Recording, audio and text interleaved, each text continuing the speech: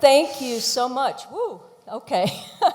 I'm so glad to see everybody here, and I enjoy so much seeing young people. I wanted to share that we're quite a global group. We've got representation from Bosnia-Herzegovina, from Spain, from the Italy and Turkey combined.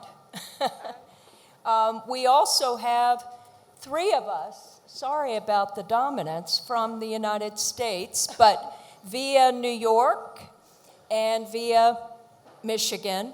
And I also live part-time in Japan, just to throw something extra in there. I have been so struck, as I'm sure everybody was, by the previous panels. And one thing that really stuck out that I hope that we'll get into, if you notice, it came back to human beings and human centricity. And as much as we have so many concerns, or as I do, certainly, and we as citizens have, we have such a multitude of views about the digital spectrum, don't we? We look at it with curiosity, with interest, but also worry, some fear, some amazement with the changing technology. We hold contrasting views, sometimes simultaneously in our heads, about tech and AI, and how it will help advance science, may make jobs less mundane, and improve healthcare, which was brought up earlier. Likewise, we worry that it perpetuates misinformation, enables hacking, and causes job losses. So we seem to be divided between AI optimism and AI optimists who believe that technology that we have, that this change will make things better, and AI pessimism and AI pessimists who think it will make things worse. And many of us have not made up our minds about this.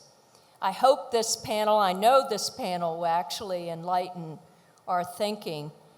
And I just want to add, too, that the title, Finding the Balance, if you took away digital transparency versus data security and just dropped it into transparency for security, isn't that what we're always addressing, which is open access versus closed and secure? How do you reconcile those two? And I may be speaking out loud because I worked in Washington, D.C., and I worked for the State Department and the U.S. Information Agency, and we were information hoarders.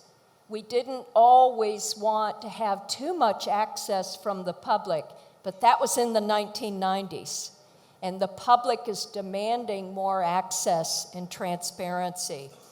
So I want to give you all an opportunity to introduce yourselves. I'm so intimidated by this group because you're experts in this field that is an intimidating topic often to me. And I think I'll just begin here and we'll work our way down and then we'll start our dialogue. Merhaba Turkey. My name is Dino. I'm the advisor at the cabinet of the Minister of Foreign Affairs of Bosnia and Herzegovina, His Excellency Mr. Elmedin Konakovic. To be honest, I'm not an AI expert or a legal expert per se, but I do find AI and digital technologies to be a useful tool to rebrand Bosnia and Herzegovina and to help its economic growth and its development in any sense. I just wanted to add, I was really humbled by the previous speaker, and due to the experience that Bosnia and Herzegovina has in my hometown, Sarajevo, which was under the siege for 4 years, I can tell you, don't worry about the infrastructure or the relays or the towers. Everything is going to be rebuilt.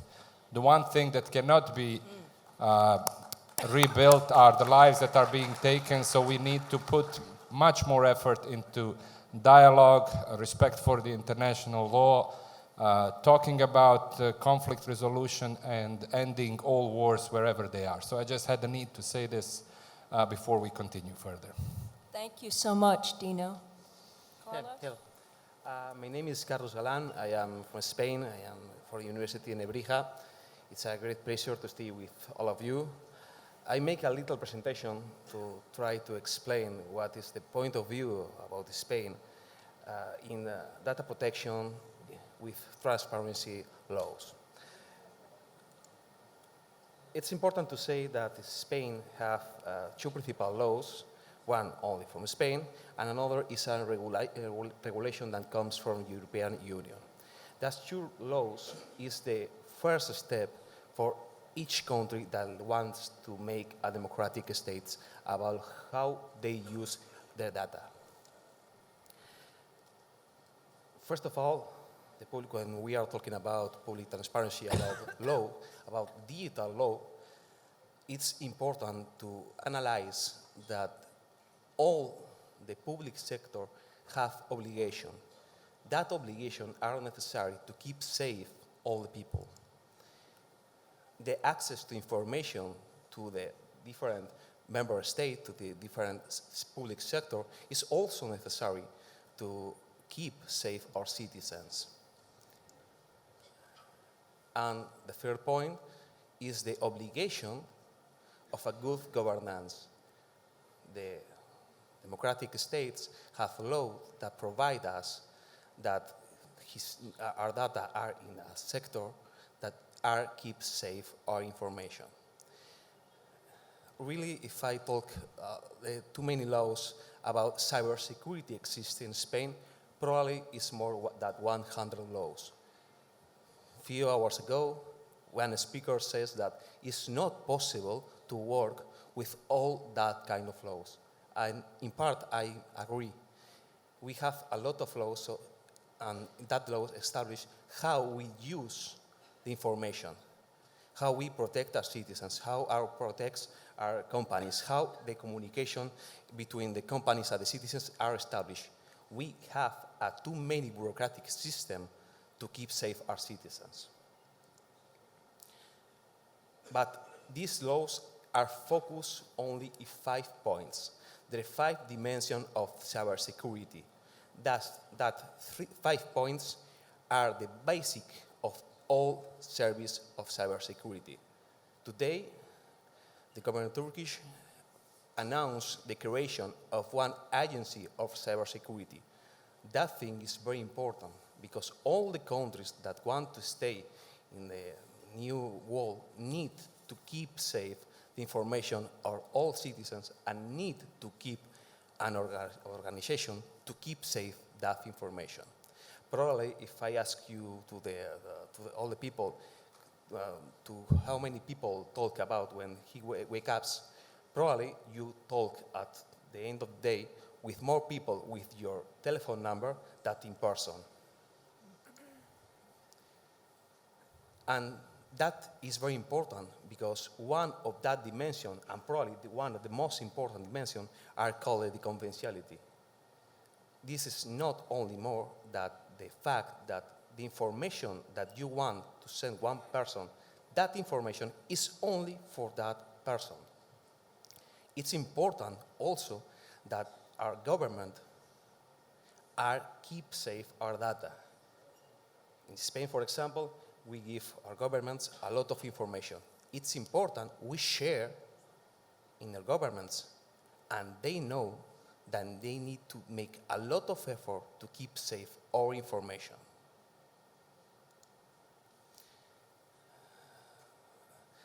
Today, I think that point is viewed by a lot of speakers. All the countries have a lot of problems with hackers, and other countries, cyber spies, cyber criminals, and affecting all the citizens, all the researchers, all the government's information that have in his information systems. For that, it's important that the transparency, that all the countries have important rules to manage that information, but not too many laws, because with too many laws, maybe the protection are not possible. We also need to keep safe our 5 dimensions of cybersecurity, and also it's important, and if you need to keep one thing in your mind with my talk, is that the private sector have a lot of things to say about that. It's important that you manage with public sector and private sector in a one terms that everybody can know. Thank you very much. Thank you.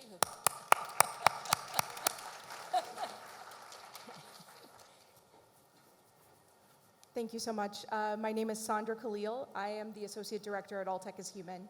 All Tech is Human is a responsible technology nonprofit organization based in New York with a very global lens and audience. We have 10,000 community members around the world in over 100 countries, and those are people who align with our values and our broader mission of tackling thorny tech and society issues.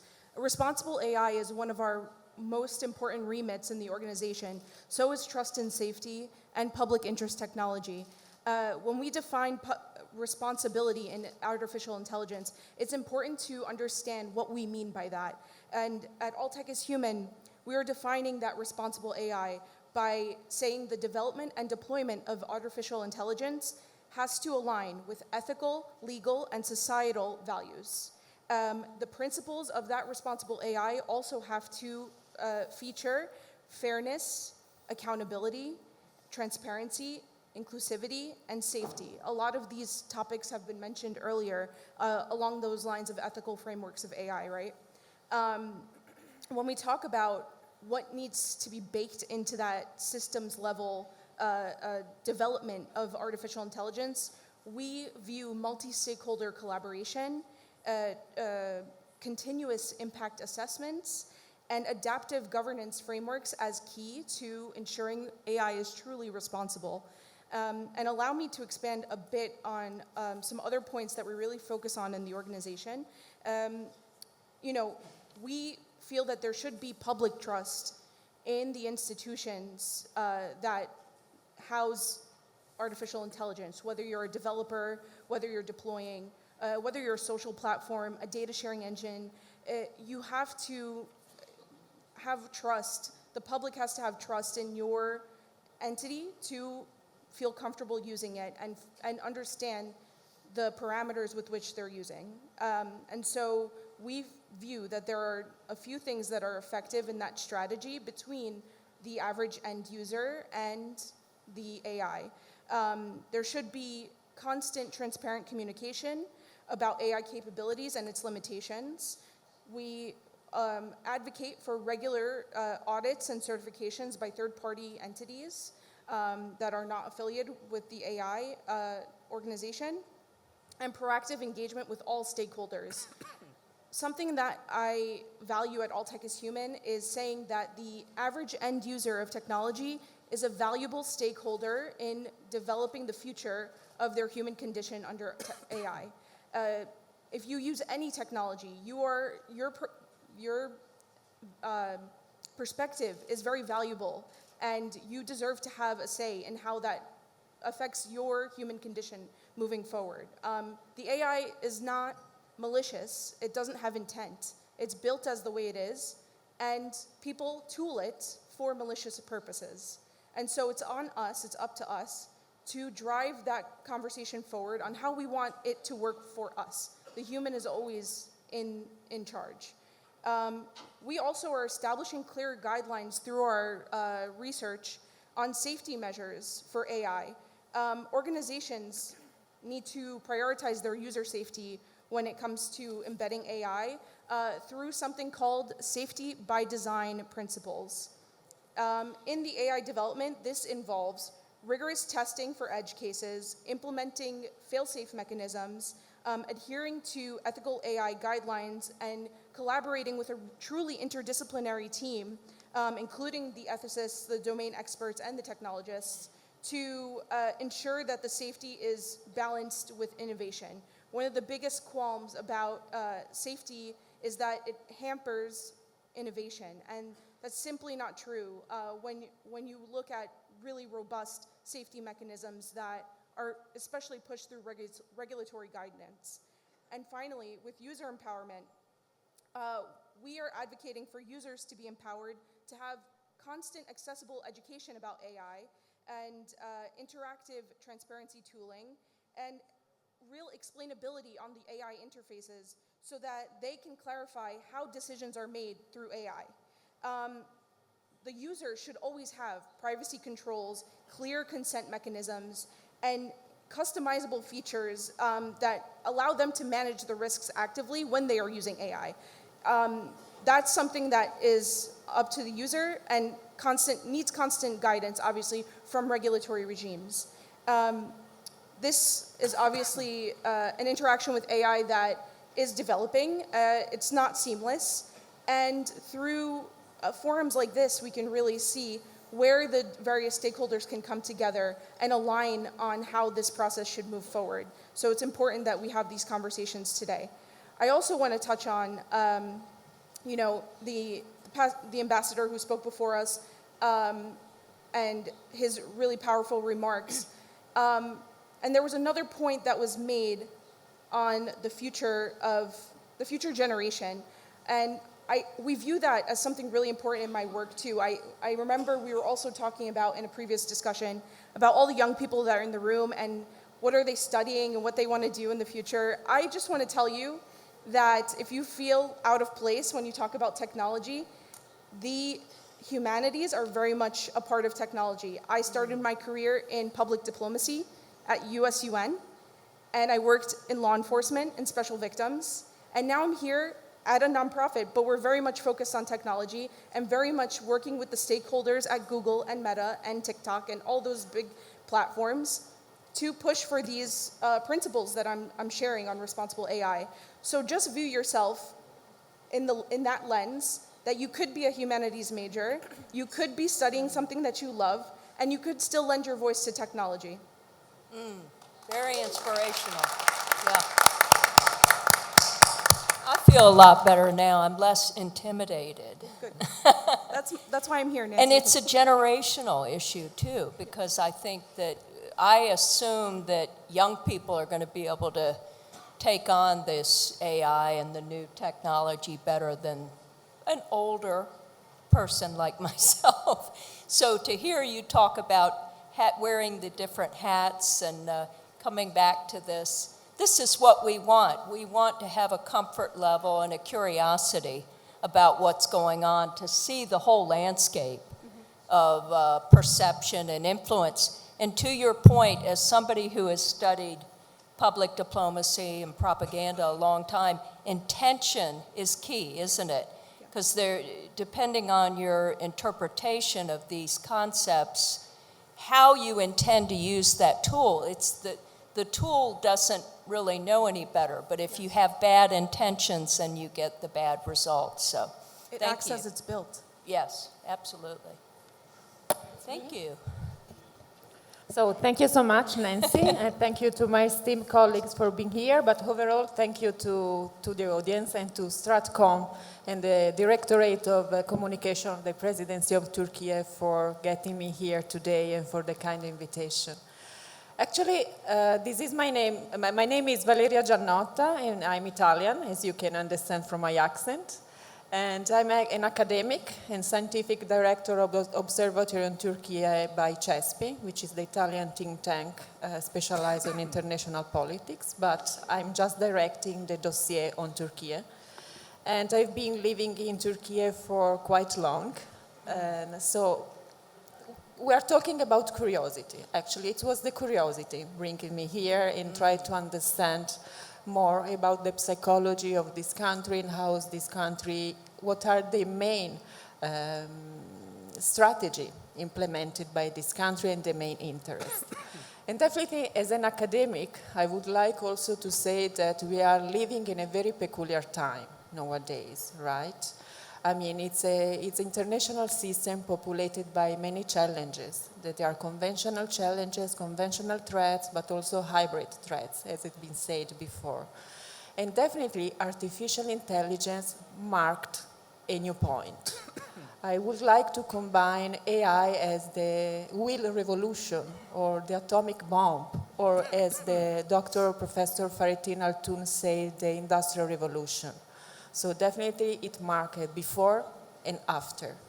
And we are just living here at the starting point. And of course, we are full of question marks. We don't know where we are going, towards which directions we are moving. But we still know what is good, what is ethical, and what is not ethical, so what is unethical. And definitely, as an academic, I'm pretty much interested on the processes and the history and on the background of anything happening, which is useful in order to analyze and which is also useful in order to make forecasts and to draw scenarios in front of us. And what I would say that despite the fact that artificial intelligence is a valuable technological tool, and it's also a factor changing our knowledge, human beings as an asset, human brains as an asset, despite the effectiveness and the speediness of artificial intelligence, we have emotions, and we have ethics, and we know exactly what is correct and what is not correct. And I think the main risking factor here today is in front of us, as it was mentioned before in the other panels by my colleagues, is just the risk of leaving aside our soul in order to performing better. I mean, at the end of the day, artificial intelligence is just task-oriented. It's just providing more performance comparing to the human capacity and capability. But what we really know is just to implement the artificial intelligence, at least according to my point of view, in a regulatory framework, which takes into consideration that we are human beings. And yes, artificial intelligence can help our life, can help us to perform better, but shouldn't overtake the human soul, human being feelings as well. Of course, we are in Turkey, and what I see when, for example, the big challenges nowadays as hybrid threat is also disinformation or deceiving information or fake news. And since we are in Turkey, I would like really to underline that what Turkey has been done in terms of being a vocal actor in portraying the reality, in divulgating some fact-checked information, thanks to the joint efforts of TRT, of the Directorate of Communication, but also Anadolu Agency, overall in some specific issues, such as the Gaza war, as the ministry was here before, but also nowadays more currently regarding the Syrian crisis. I mean, related to the humanitarian issues, I think what Turkey has been doing since long is very honorable. I say this because, you know, I'm coming from Italy and I come from Europe. And when there are such crises, I can see how media are portraying the information in Europe. And there is most of the time a mismatch. While in this country, they have the courage, the dignity as well, and the honor to be outspoken, despite any criticism that they can encounter.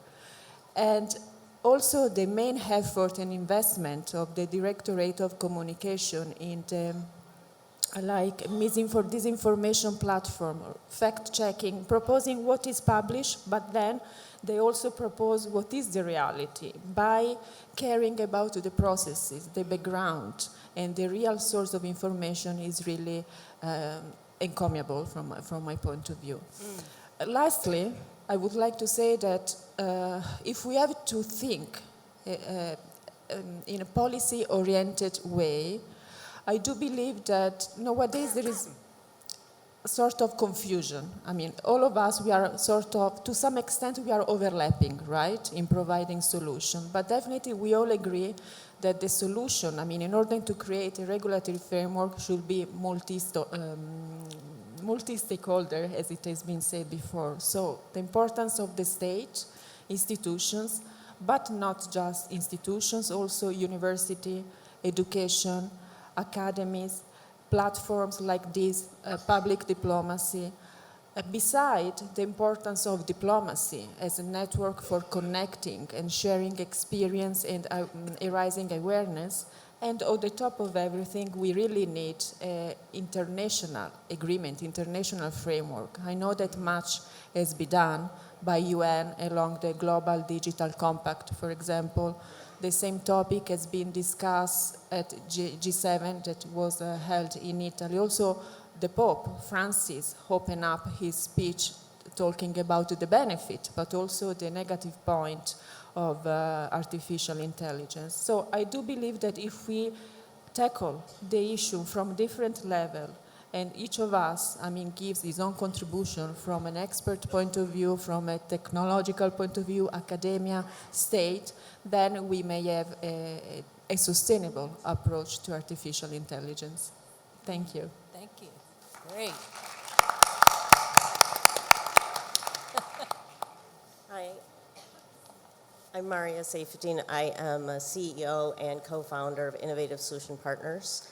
We are a 25-year-old IT consulting company, and as you can imagine, 25 years ago, we were not talking about all of these things that we are talking about today. And in fact, my background is my parents had a business in the 80s selling computers when they weighed like 30 pounds. And so my tech career has spanned from a time when we stored information on a floppy disk to where we find ourselves now, where our clients tend to be large Fortune 1000 companies, and they now have data, so much data, that they are now finding themselves at the crossroads of how do we leverage that data to make informed decisions. And so that's where my team comes in. We look at data, we cleanse it, we connect it, and then we create reporting solutions like those pretty dashboards that tell anybody from a business analyst up to the CEO how the business is operating, and giving them an insights on how they can move their business forward. And I think today's discussion is important because oftentimes we find ourselves in this discussion with our clients about what data are you keeping and what results are you getting, are they correct or not? Because AI has been around for quite some time. It's just now the latest buzzword that even all of our clients, as soon as we start saying AI, everybody's interested. But AI has been in play for quite some time, already embedded in software packages. If you think about predictions, looking at what the market's going to do, there was a time when we talk about predictive analytics. So if we know what happened in the past, how do we predict the future? So it's not a new tool, but what is new is the amount of data that's now coming up. And I think discussions like today are important because this is the next wave of evolution and innovation, and it's going at a faster speed than most of us are ever been used to. So it's a pleasure to be here today with all of you. Thank you. Thank you. And now for the moment when I go to my phone, technology here. I had a discussion this morning with Dino online on LinkedIn, and I said I was excited to have you on today's panel. And you said that defending and fighting for the truth in the era of disinformation is something that I would like to talk about. And I told you, I said, I love it. We have a common purpose. But I also shared a quote that I had come across in which you said, digitalization dismantles corruption by replacing discretion with transparency and inefficiency with accountability. So in your position advising the foreign minister and in the foreign ministry, what are some tried and true cases that have helped lead you to that conclusion? Because it's very affirmative, and it sounds like you've got a good toolkit that we could learn from. Well, first of all, I don't think I used my introductory time the way everyone else did. But I think what it comes down worldwide and life-wise is the fight between the truth and lies, good against the evil. So, as everyone said here, AI has been around for a while. It's just something that is a new buzzword that's buzzing everywhere, and people are seeing a lot of investments being attracted to that type of technology, and everyone wants to be a part of it. I think, in a sense, I will come back to your question, but in a sense we are overestimating ourselves and thinking that now and the time and what's happening at this moment with our generation is something very special. We've had conflicts and wars and peaces and technology developments throughout the history of civilization. So this is just another thing that's happening, that we are adapting, that like anything that we have invented as human beings, it can be put into good use and bad use. When it comes to our experiences using AI or using digital technology in general, I shared that quote just a few days ago on my social media accounts. I'm very active on social media accounts, and to be honest, I'm not the best example of keeping my data private. I put everything other than my private life when it comes to business online, because that's the way I communicate. I believe that digital processing or digitalization of any process in any government-led institution narrows down the space for corruption. When you leave out a person who wants to be important in that process, or who wants to get paid for it, or who just wants to be treated a little bit more important, when you change him or her with any digital tool, then it narrows down the space for corruption.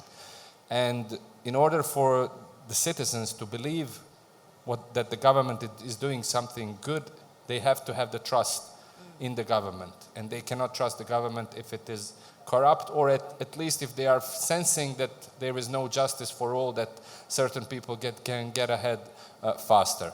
So what we have done, we've noticed that there were, or at least the experience told us, that some companies had a little bit more privileged access to information from our embassies and missions across the world. Because in order to reach an ambassador, you have to know someone, and if you know someone, they will treat you a little bit better or faster. So we said, okay, let's put out a digital tool that will give access to Bosnian companies that want information for new markets or investment opportunities or tenders, procurements, or in general any information that might be of value for them. And let's put it as a digital tool out there.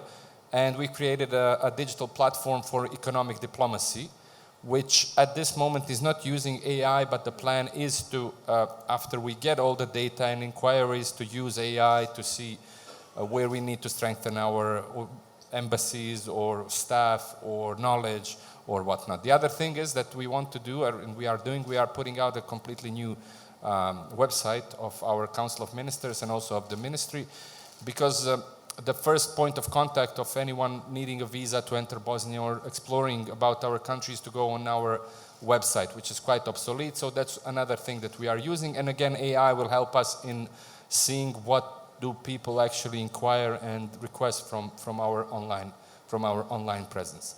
I hope you don't mind, but I really I need to make one remark to the professor's presentation, and I hope he doesn't mind. When he listed the threats, there was something called cyber jihadists, and as I mentioned. You refer there to terrorists, or? Not only.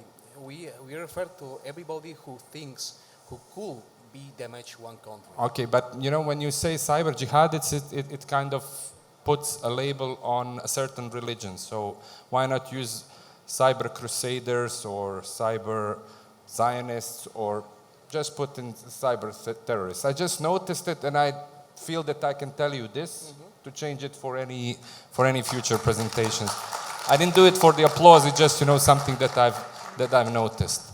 When it comes to the main topic of protection and the legal framework, Bosnia and Herzegovina is a country in the heart of Europe aspiring to become a full EU member state.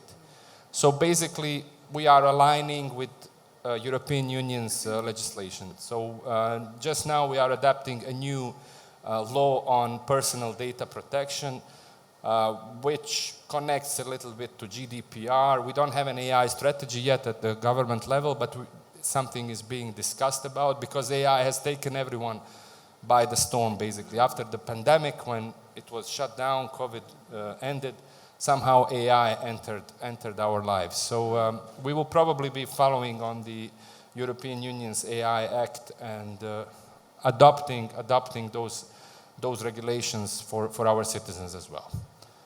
Thank you very much. And it sounds like your websites are very information rich, and not every country is really revealing a lot of the specifics online.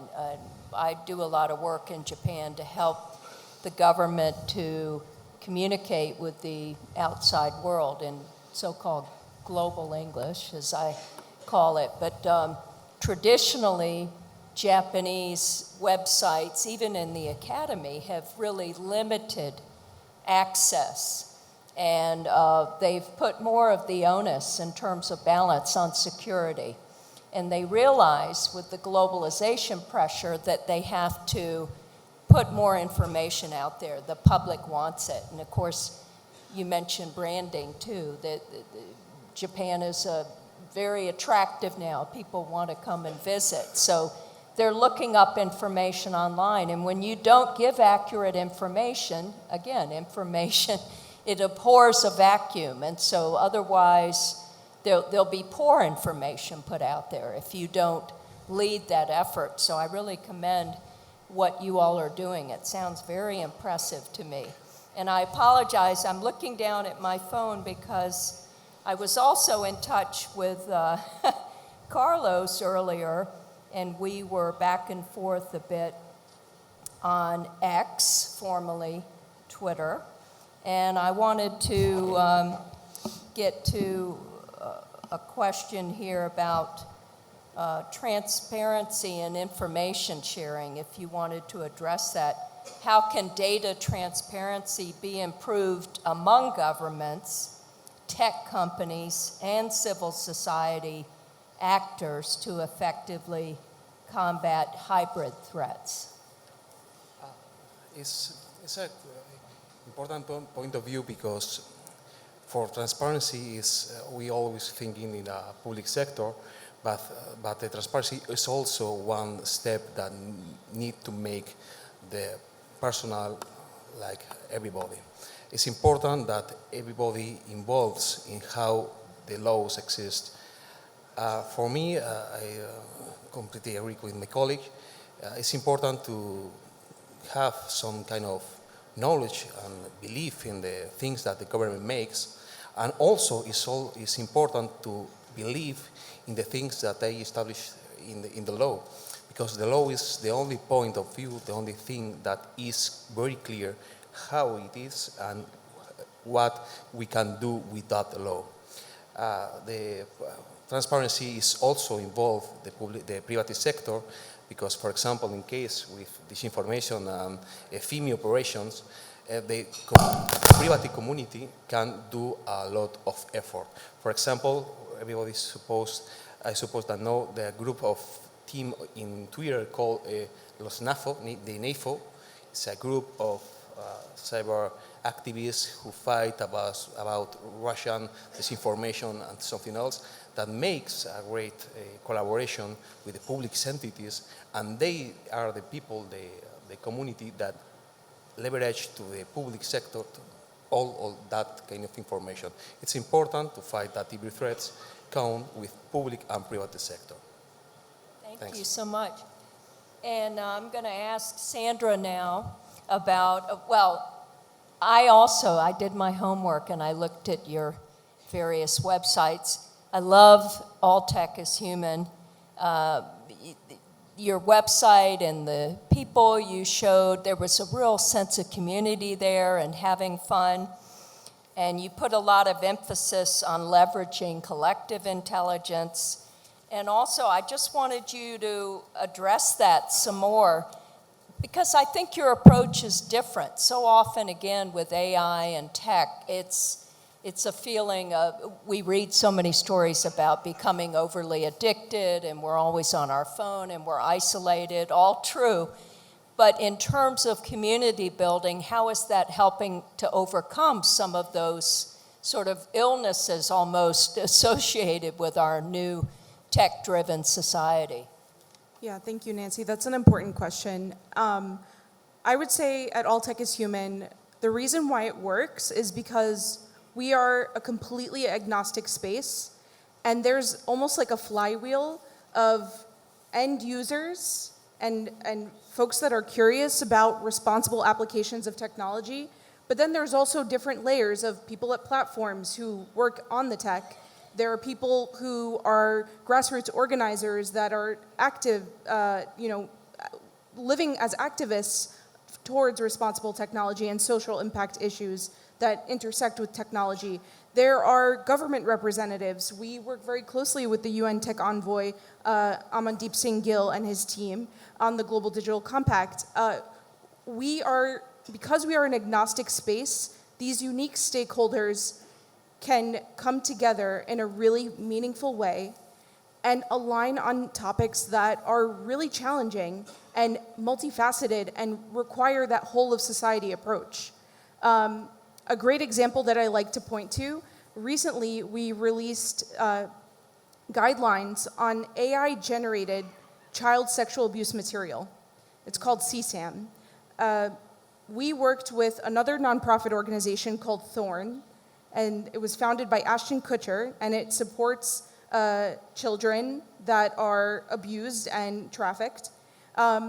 We worked with Thorn to not only create these guidelines across different data modalities, video, text, image, etc., and then worked in a working group of platform representatives who helped us create the guidelines and then signed on to be benchmarked against those guidelines. So, meaning we were going to evaluate them on how well they applied the guidelines towards the content on their platforms. That was one of the most profound ways that the nonprofit sector could make a real impact in getting that meaningful change to the platforms on a very specific issue that we could align on. It wasn't a high-reaching goal. It was very targeted, and it was picked up actually by the White House in a press release on image-based sexual abuse.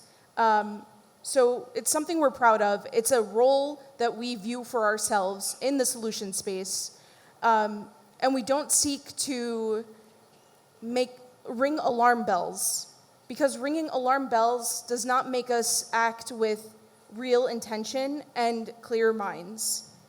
It's important that when we are looking for solutions, we're doing it with the stakeholders that we might view ourselves against. They could be our unlikely allies. And it's important that we have that awareness building and that unlikely allyship to ensure that we can create the solution in a truly whole of society, whole of government approach. Great, thank you so much. Can I ask you just a quick question? You said that All Tech is Human's approach is to offer not a sage on the stage, but rather, who could that? But rather a guide on the side. So, in a few sentences, how would you explain that? Because Yep, that's just a quirky way that we talk about our. I'm looking at myself. Oh my God, on the stage. That's just a quirky way that we talk about,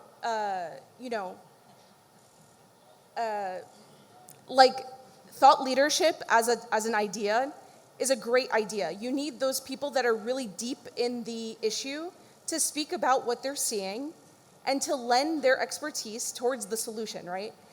But what you're seeing now in the technology space, maybe even the responsible technology space, there are a lot of voices and there's a lot of chatter, and maybe not all of it is productive and putting us in a position of progress. And so at our organization, we're constantly trying to uplift all voices, people in all sectors that are advocating and working on responsible applications of technology. And that could look like academics and grassroots organizers and government representatives and think tank representatives and civil society reps and platform reps. It runs the gamut, and we believe that anyone working on this technology should have a voice, and we should amplify their voice using our platform. We don't believe in, following very specific voices or very specific agendas when there could be more to learn and more to be gained from having a plethora of perspectives. That's really what it boils down to. Right. And it's important we use our very large platform to do that. Thank you. And, I wanted to get back to diplomacy and actually ask Valeria about this Turkey's role specifically, which has been so impressive. Even the two previous speakers, Ambassador Kilic, followed by the Palestinian ambassador, you spoke about this earlier, that what Turkey could offer the rest of the world in terms of sort of driving this conversation, because the Stratcom Summit is now really, it's building momentum year by year, and there is a sort of a dialogue coming out of it that I think you could give us more insight on, from living here and also living in Italy. Yes. Thank you so much.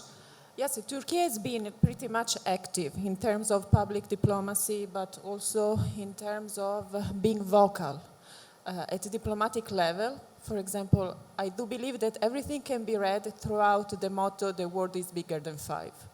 I mean, "The world is bigger than five" by President Erdogan means a lot. I mean, it refers mainly to the composition of UN Security Council, which is the main dysfunction, I will say, causing the fact that we have a sort of fatigue in reaching ceasefire or granting guarantees for stability at a world level, but also beyond the numeric formula, we can see that we are living in a very unstable and unpredictable environment as well. So we need feasible solution in terms of global justice as well. And when we speak about global justice, of course, communication comes as one of the first elements. Indeed, as I mentioned before, disinformation, misinformation, deceiving information, fake news represent a big challenge nowadays. And I do believe that Turkey, due also to its geographical location, I mean, because the neighborhood is not very easy, and also because it's a rising middle power, but also a rising global, with a global vision, I would like to say, is in the position of being vocal on some specific issues when they entangle humanity, first of all. And I refer to the Israel war on Gaza. I mean, there is a humanitarian catastrophe unfolding there. Right. But if we look at the European sometimes and Western media, we do not see that.